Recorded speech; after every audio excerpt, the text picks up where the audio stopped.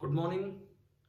आज का जो हमारा पहला लेक्चर होगा उसमें हम कुछ प्रूफ्स की तरफ चलेंगे कि मिरर इक्वेशन और मैग्निफिकेशन, ये दो फॉर्मूले हम कल यूज कर रहे थे, तो ये आए कहाँ से। तो एक बार हम जस्टिफाई करें उन फॉर्मूलों को। तो पहली मिरर इक्वेशन थी 1/v plus 1/u is equal to 1/f। एक बार हम इसको वेरीफाई करते हैं। आप चाहे कॉनकेव मिरर लो चाहे कॉन्वेक्स, किसी के लिए भी आप वेरीफाई कर सकते हो। जैसे मैं अगर लेके चलूं कॉनकेव मिरर, अगर हम लेके चलते हैं कॉनकेव मिरर, तो कॉनकेव मिरर में हम इस फॉर्मूले को जस्टिफाई करेंगे अभी कि भाई ये वाला फॉर्मूला वैलिड है। ये एक्स एक्सिस, दिस द पोल और आगे वाली डायरेक्शन है पॉजिटिव और ये ओरिजिन होता है। मान लो यहां कहीं ऑब्जेक्ट रखा हुआ है इसके एक्सिस पे, और ऑब्जेक्ट का जो कोऑर्डिनेट होता है दैट इज u0। मैं ऊपर वाली डायरेक्शन को y एक्सिस बोल रहा हूं और ये u0। अब इसकी इमेज कहां बनेगी अभी बनाते हैं। Suppose this is the centre, centre इधर भी हो सकता है इधर भी, हम कोई भी एक केस ले रहे हैं। This is the centre, centre का कोऑर्डिनेट होता है r0। अब अगर मैं O से कोई रे लेके चलूं, O से मैंने कोई एक रे ली, इंसिडेंट करवाई मिरर पे, तो देखो रिफ्लेक्शन कैसे होगा। आपको यहां नॉर्मल बनाना होगा। स्फेरिकल मिरर पे नॉर्मल होता है कि आप इसको ना सेंटर से ज्वाइन कर दीजिए। नॉर्मल के साथ जो एंगल ऑफ इंसिडेंस है वो आपने ये दिखा दिया। जितना एंगल ऑफ इंसिडेंस होता है उतना ही एंगल ऑफ रिफ्लेक्शन होता है, और ये रे इधर से ऐसे निकल गई। जितना एंगल ऑफ इंसिडेंस उतना ही एंगल ऑफ रिफ्लेक्शन। तो ये I और ये R, ये आपका ये बन गया डायग्राम। अब बात ये आती है कि इमेज कहां है।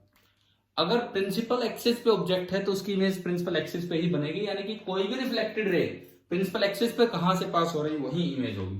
तो इट मीन्स हमें इमेज का पता लग गया कि भाई ये जो पॉइंट है दिस इज द इमेज, और जिसके कोऑर्डिनेट होंगे v0। अच्छा, अगर आपको लगे कि ऐसे कैसे बना दिया, एक दूसरी रे और चाहिए, तो दूसरी रे आप ऐसी लो जो सेंटर से पास हो। ये मैंने सेकंड इंसिडेंट रे ली, ये नॉर्मली इंसिडेंट रे है, तो ये एज इट इज रिट्रेस कर जाएगी, और दोनों रिफ्लेक्टेड रे यहां मिली, तो ये आपकी इमेज हो गई इस डायग्राम में। ठीक है, अब हमें ये फॉर्मूला प्रूव करना है। तो एक बार मैं कुछ चीजें लिख लू यहां पे। जैसे u की मैं बात करूं, u is minus po। po तो लेंथ है और ये पीछे है, ओरिजिन से पीछे है, ये ओरिजिन है पोल, तो u नेगेटिव हो गया। v भी इस पर्टिकुलर डायग्राम में पीछे है, तो माइनस pi। देखो आप प्रूफ हर एक केस के लिए कर सकते हो, रियल इमेज वर्चुअल इमेज सब में लास्ट रिजल्ट यही आना है। हम एक दो जगह वेरीफाई कर रहे हैं। अब बात करें f, फोकस होगा PC/2 पे। PC पूरी लेंथ है, PC/2 पे फोकस होगा और पीछे ही होगा, तो फोकस का जो कोऑर्डिनेट होगा minus PC/2। This is the coordinate of the focus. अब हमें रिलेशन चाहिए u, v और f में। तो आप क्या कीजिए, तीन एंगल्स मान लीजिए। सपोज ये एंगल है अल्फा, ये एंगल है बीटा, एंड ये एंगल है गामा। अल्फा बीटा गामा, हमने तीन एंगल्स यहां पे मान लिए, अल्फा बीटा और गामा। और मैंने यहां से एक परपेंडिकुलर डाला इस पे, बिल्कुल यहां। ये तो पोल है, ये पॉइंट A है, और ये पॉइंट मान लो B है, जो परपेंडिकुलर वाला पॉइंट है वो B है। अब मुझे करना क्या होगा, मुझे अल्फा बीटा गामा को I और R की टर्म्स में लिखना होगा, या I और R को अल्फा बीटा गामा की टर्म्स में लिखना होगा। फिर लॉ ऑफ रिफ्लेक्शन का यूज करना होगा, और फिर ज्योमेट्री का यूज करके अल्फा बीटा गामा को इनसे रिलेट करना होगा, और जिससे यह फॉर्मूला बनेगा। तो सबसे पहले आप चलें इन ट्राइंगल OCA। OCA अगर मैं ट्राइंगल को देखता हूं तो OCA ट्राइंगल में बीटा एक्सटीरियर एंगल है और अल्फा और आई इंटीरियर एंगल है। So exterior angle is equal to sum of two interior opposite angles, और यहां से जो आई निकल के आया it is coming out to be beta minus alpha. उसके बाद ऐसे आर निकालना है, तो आप ट्राइंगल CIA पे चलिए। इन ट्राइंगल, जैसे यहां OCA ट्राइंगल ली, अब मैं ले रहा हूं ICA। ICA जो ट्राइंगल है इसमें बाहर वाला ICA बाहर वाला एंगल गामा है और अंदर वाले दो हैं बीटा और आर। तो gamma is equal to beta plus R, मुझे आर चाहिए तो आर आ गया आपका गामा माइनस बीटा। अब आप लगाएंगे लॉ ऑफ रिफ्लेक्शन। तो लॉ ऑफ रिफ्लेक्शन हमें कहता है कि I is equal to R. तो आपने दोनों पुट किए यहां पे, तो beta minus alpha is equal to gamma minus beta, और you can say 2 beta is equal to alpha gamma plus alpha. 2 beta is equal to gamma plus alpha. अब मुझे क्या करना होगा कि इनको रिलेट करना होगा डिस्टेंसेस से। देखिए, फॉर पैरेक्शियल रेज, ये हम पैरेक्शियल ऑप्टिक्स से पढ़ते हैं, एंगल्स आर स्मॉल, ये सारे के सारे एंगल छोटे होते हैं, and tan theta is nearly equal to theta. तो अगर मैं गामा की बात करूं, गामा, तो that is nearly tan gamma, और tan गामा तो आपको इस ट्राइंगल से दिख ही रहा है, AB upon B I, AB upon B I. उसके बाद में बीटा की बात करूं, beta that is nearly tan beta. tan beta आपको ट्राइंगल, देखो पहला हमने निकाला ट्राइंगल ABI से, यह आपका आया ट्राइंगल ABI। tan बीटा देखो ट्राइंगल ABC, तो tan बीटा हो जाएगा AB upon BC, AB upon BC triangle ABC से। और ऐसी alpha that is nearly tan alpha, और अगर आप tan अल्फा देखोगे तो ट्राइंगल ABO आपको लेनी पड़ेगी, ट्राइंगल ABO, और इसकी वैल्यू बनेगी अल्फा की AB upon BO, AB divided by BO। तो आपके पास ये तीनों वैल्यूज आ गई हैं, इनको आप इक्वेशन 1 में पुट कीजिए। हम कर क्या रहे हैं, एंगल को डिस्टेंसेस के टर्म्स में ला रहे हैं, और फिर डिस्टेंसेस को UVF में लेके लिखेंगे।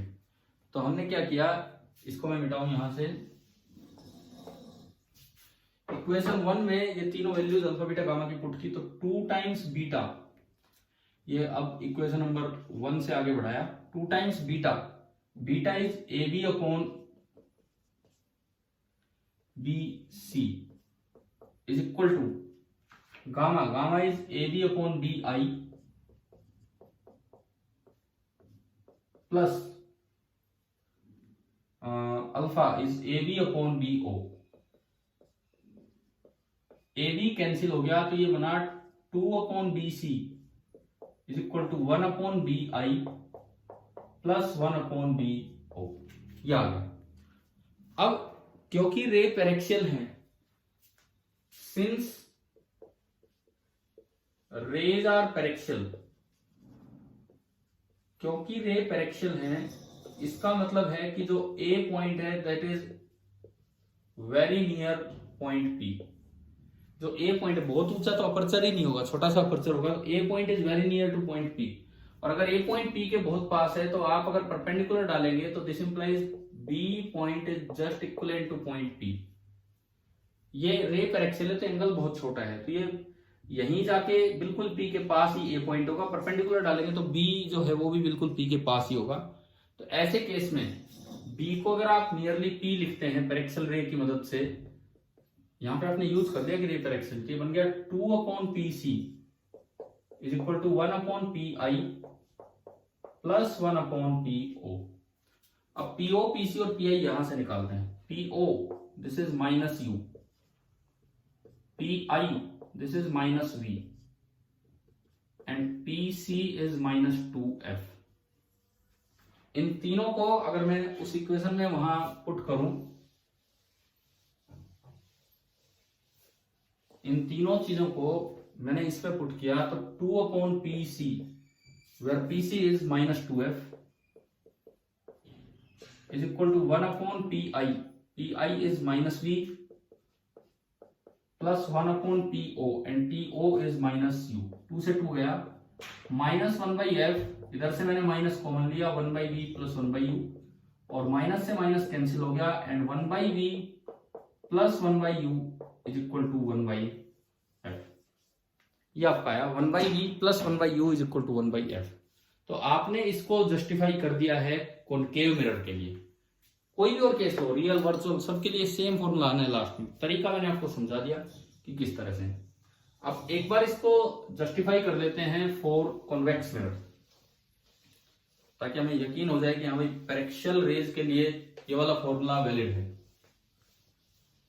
तो अब हम कॉन्वेक्स मिरर की तरफ चलते हैं कि कॉन्वेक्स मिरर के लिए भी ये फॉर्मूला जस्टिफिकेशन लायक है कि नहीं है। तो फॉर कॉन्वेक्स मिरर देखें, इस बार एक वर्चुअल इमेज हम बना लेंगे, सबके लिए वैलिड है, सबके लिए। ये इस तरह का केस है, ये प्रिंसिपल एक्सिस, ये पोल, यहां कहीं इसका सेंटर है जिसका कोऑर्डिनेट r0, यहां कहीं ऑब्जेक्ट रखा है जिसका कोऑर्डिनेट u0। अब देखिए एक रे यहां से गई यूं, ये इंसिडेंट रे, आपने नॉर्मल बनाया, तो नॉर्मल बनाना होगा सेंटर से ज्वाइन करते हुए। तो ये आपका बना नॉर्मल। इंसिडेंट रे का नॉर्मल के साथ जो एंगल है that is angle of incidence. जितना एंगल ऑफ इंसिडेंस होगा, ये डाइवर्जिंग मिरर होता है, उतना ही आपका होगा एंगल ऑफ रिफ्लेक्शन। तो ये आपका हो गया एंगल ऑफ रिफ्लेक्शन। अब ये जहां भी कट करेगी प्रिंसिपल एक्सिस को, वहीं पे इमेज होगी। अब ये कहां कट कर रही है, तो इसमें देखते हैं। आपने एक और रे ली, नॉर्मली इंसिडेंट रे, जो सीधा सेंटर की तरफ जाती हुई दिखे। ये सेंटर पे जा रही थी, तो ये अपने आप को रिट्रेस करेगी। तो अब ये देखो, ये रे तो इधर आ गई और ये वाली रे उधर जा रही है, तो ये दोनों रे फैलती जा रही है, तो ये पीछे मिलेगी। तो अगर मैं इनको पीछे बढ़ा के मिलाऊं, अगर मैं इन दो रेस को पीछे की तरफ बढ़ा के मिलाऊं, तो ये देखिए, ये यहां और ये यहां, तो ये इमेज बनी जिसका कोऑर्डिनेट है v0। एक वर्चुअल इमेज वाला केस हमने लिया है। और अब हम इसमें देखते हैं कि कैसे ये फॉर्मूला जस्टिफाई होगा, किस तरह से ये फॉर्मूला जस्टिफाई होगा, इसकी तरफ हम चलते हैं। देखो फिर से वही चीज, पिछली बार वाली बिल्कुल मैं सिमेट्री का यूज करूं। एक एंगल मैंने बोल दिया अल्फा, सेंटर वाली लाइन के साथ बोल दिया बीटा, एंड इमेज वाली ये लाइन बोल दिया गामा। सेम वही चीज। फिर मैं लिखूं u, इस बार u है माइनस पी ओ, इधर की तरफ है, लेकिन v पॉजिटिव होगा, आगे है तो पी आई, और फोकस होगा पॉजिटिव क्योंकि सेंटर उधर है, तो फोकस भी उधर होगा, पी सी बाई 2। पिछली बार की तरह, ये पिछली बार तीनों नेगेटिव थी, इस बार दो पॉजिटिव हो गए। वर्चुअल इमेज वाला केस हम ले रहे हैं इसमें। अब देखो सेम केस, पहले i और r को लेके आओ in terms of alpha beta gamma. इस ट्राइंगल में देखिए, ये मैंने पिछली बार की तरह पॉइंट ए बोला, ट्राइंगल ये AIO ट्राइंगल, AIO नहीं ACO, ट्राइंगल ACO ट्राइंगल में एक्सटीरियर एंगल है I और इंटीरियर है अल्फा और बीटा। तो पहली चीज हमारी बनी I is equal to alpha plus beta.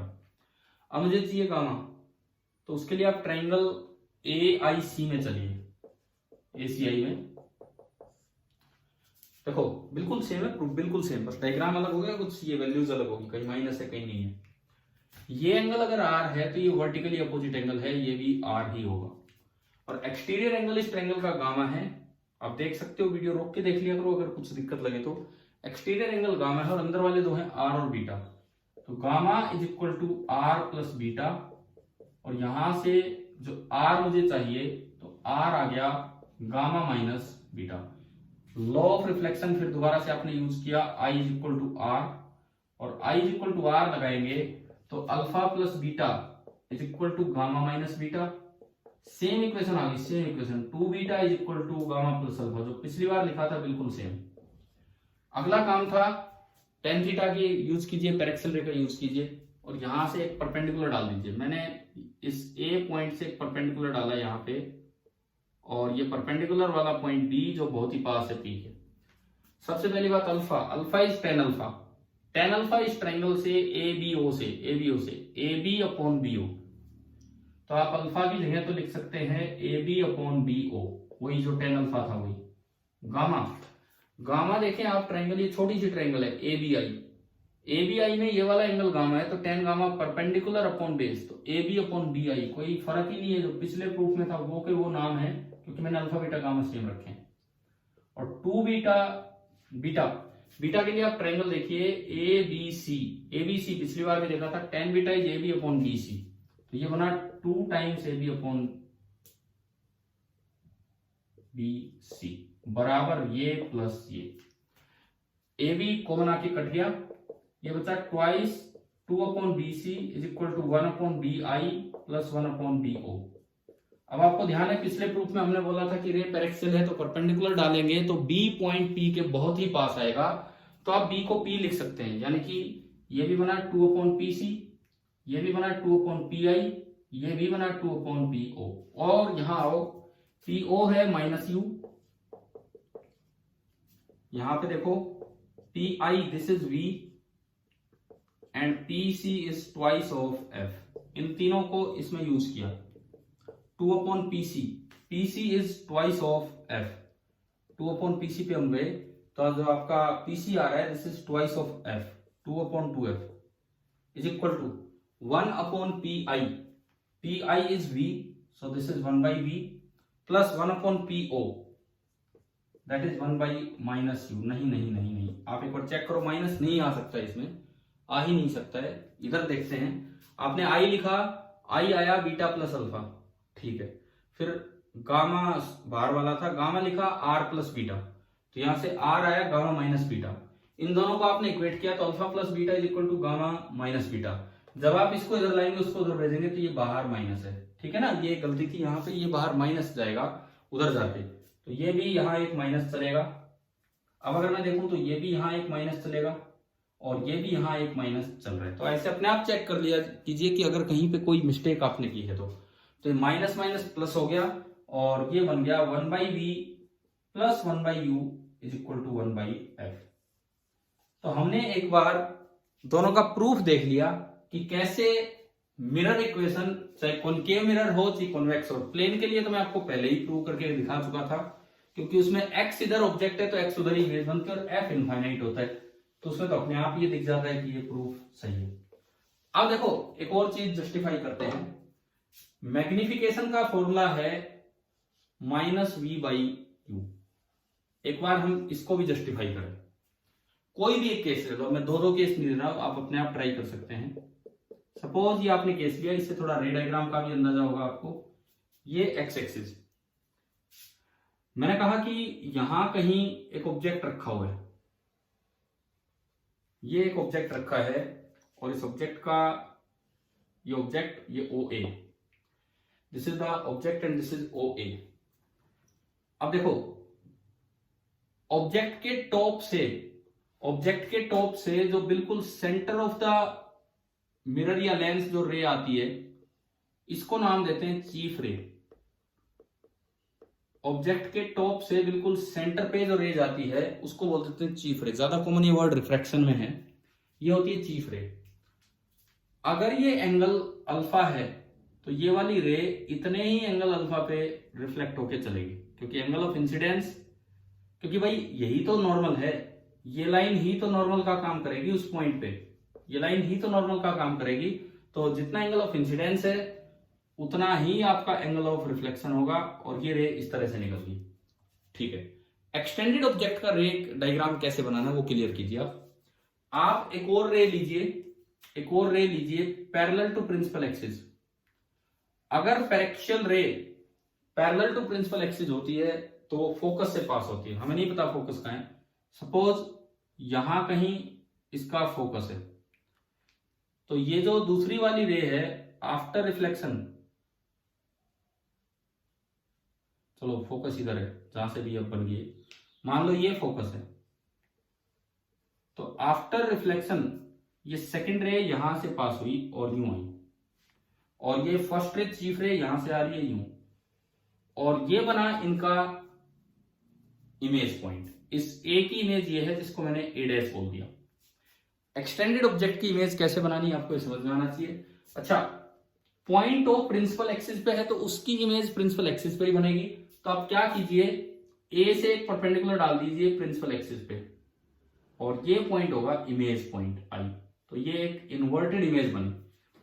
कैसी भी इमेज बन सकती है, यहां पे ये एक इन्वर्टेड इमेज बन गई। सपोज ऑब्जेक्ट की हाइट है h1, और इमेज की हाइट है h2।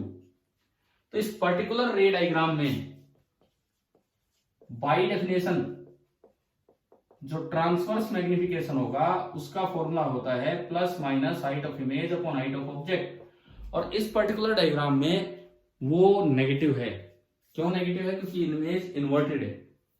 Since the image is inverted, यहां पे जो इमेज बनी है वो इन्वर्टेड बनी है, तो इस वजह से जो मैग्निफिकेशन होगा that will be minus h2 upon h1।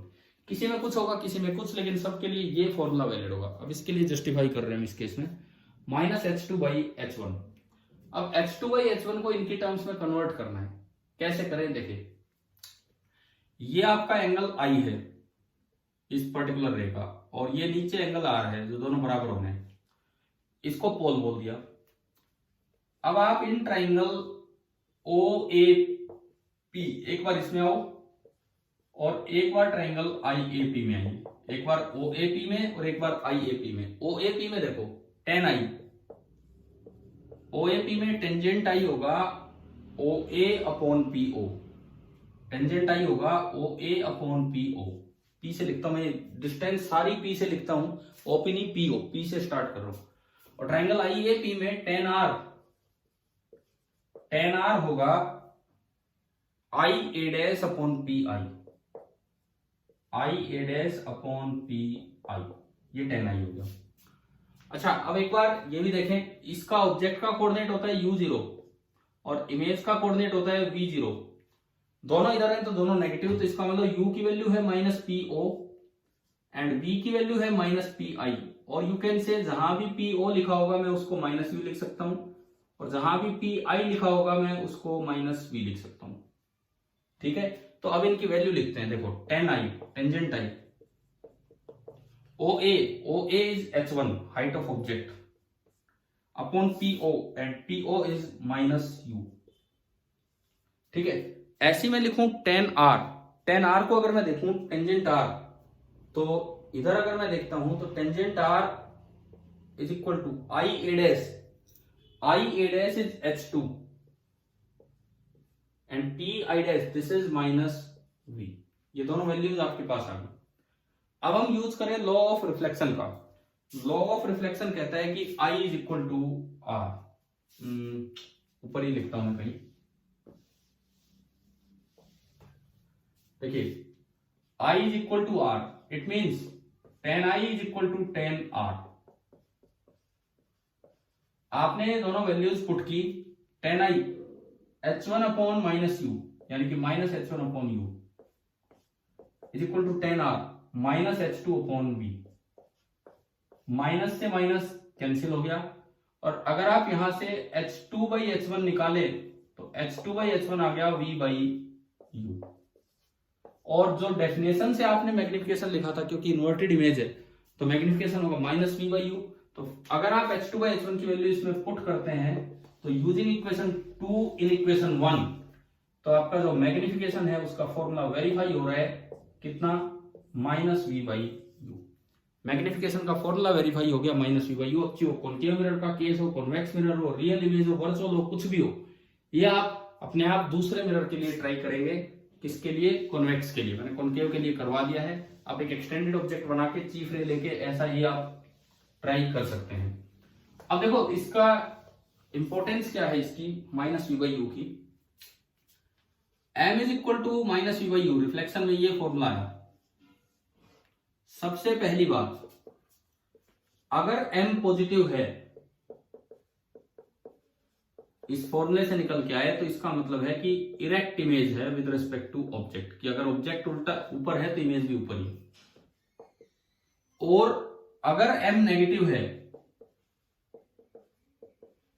If M is negative, तो इसका मतलब है इन्वर्टेड इमेज है विद रिस्पेक्ट टू ऑब्जेक्ट। तो संभालते हैं कब M पॉजिटिव होगा, कब नेगेटिव होगा। देखिए पहला ये case, M negative, M positive, this implies minus V by U is positive, this implies V by U is negative. V by U negative होने के दो केसेस हैं, either U negative and V positive और U positive and V negative, तो V by U negative आएगा। U negative मतलब इधर है ऑब्जेक्ट, मतलब रियल ऑब्जेक्ट, और V पॉजिटिव मतलब उधर बनी है इमेज पोल से आगे, तो वर्चुअल इमेज। या फिर U पॉजिटिव का मतलब है वर्चुअल ऑब्जेक्ट की आगे है ऑब्जेक्ट पोल से भी, जो हमें दिख नहीं, वैसे कहीं लोकेट नहीं हो रहा है। और V नेगेटिव मतलब इधर बन गई इमेजेस जिधर रे होती है तो ये रियल इमेज। तो देखो एक चीज समझ में आ रही है, अगर रियल ऑब्जेक्ट की वर्चुअल इमेज है और वर्चुअल ऑब्जेक्ट की रियल इमेज है तो इन्वर्टेड होगी क्योंकि इरेक्ट होगी क्योंकि मैग्निफिकेशन पॉजिटिव है। तो पहला रिजल्ट हमारी समझ में आया कि if O and I object and image have different nature, मतलब रियल और वर्चुअल में डिफरेंट नेचर है, देन I इज इरेक्ट। अगर ऑब्जेक्ट ऊपर है तो इमेज भी ऊपर ही बनेगी। विद रेस्पेक्ट टू ऑब्जेक्ट की हम बात कर रहे हैं, ऑब्जेक्ट नीचे तो इमेज नीचे बनेगी, लेकिन इरेक्ट में काउंट होगी। अच्छा अब ये देखते हैं M नेगेटिव कब होगा, minus V by U negative, और you can say V by U positive. अब V बाई U पॉजिटिव तो या तो दोनों पॉजिटिव हो, आइदर बोथ पॉजिटिव और बोथ नेगेटिव। अब बोथ नेगेटिव है तो दोनों रियल हैं, और बोथ पॉजिटिव है तो दोनों वर्चुअल है। यानी कि अगर ऑब्जेक्ट और इमेज का सेम नेचर है, दोनों रियल या दोनों वर्चुअल, तो M नेगेटिव होगा, तो इन्वर्टेड इमेज होगी। यानी कि if O and I reflection की हम बात कर रहे हैं, have same nature, either both real और both virtual, then image is inverted. तो इस लेक्चर में मेनली हमने प्रूफ ही आपको करवाए हैं। प्रूफ भी क्या है, जस्टिफाई किया है, वेरीफाई किया है पैरेक्सियल केस में, एक कॉनकेव के लिए, एक कॉन्वेक्स के लिए। एक्सटेंडेड ऑब्जेक्ट का मैंने एक चीफ रे का यूज भी किया, और उसकी मदद से खाली कॉनकेव का किया। कॉन्वेक्स का आप खुद ट्राई कर लेना, आएगा सेम फॉर्मूला। अगर कहीं गलती है, जैसे हमने गलती की बीच में, तो अपने आप दोबारा जाके देखा तो माइनस प्लस सब ठीक हो गया था। तो इस तरह से आपको चेक करने आने चाहिए। प्लस दूसरी बात, लास्ट में एक रिजल्ट बताया कि रिफ्लेक्शन में अगर देखो नॉर्मली रियल ऑब्जेक्ट होते हैं, अगर रियल ऑब्जेक्ट है, रियल ऑब्जेक्ट की वर्चुअल इमेज बने तो इरेक्ट होगी, डिफरेंट नेचर है, और रियल ऑब्जेक्ट की रियल इमेज बने तो इन्वर्टेड होगी क्योंकि सेम नेचर है। शायद आपको ये पूरा समझ में आ गया होगा। अभी आज एक लेक्चर और होगा, लेकिन आप तब तक ये अटेंड कीजिए, एक लेक्चर और होगा, और फिर शाम को एक वही कल की तरह 8:20 पे डाउट कम डिस्कशन क्लास। ठीक है भाई, थैंक यू।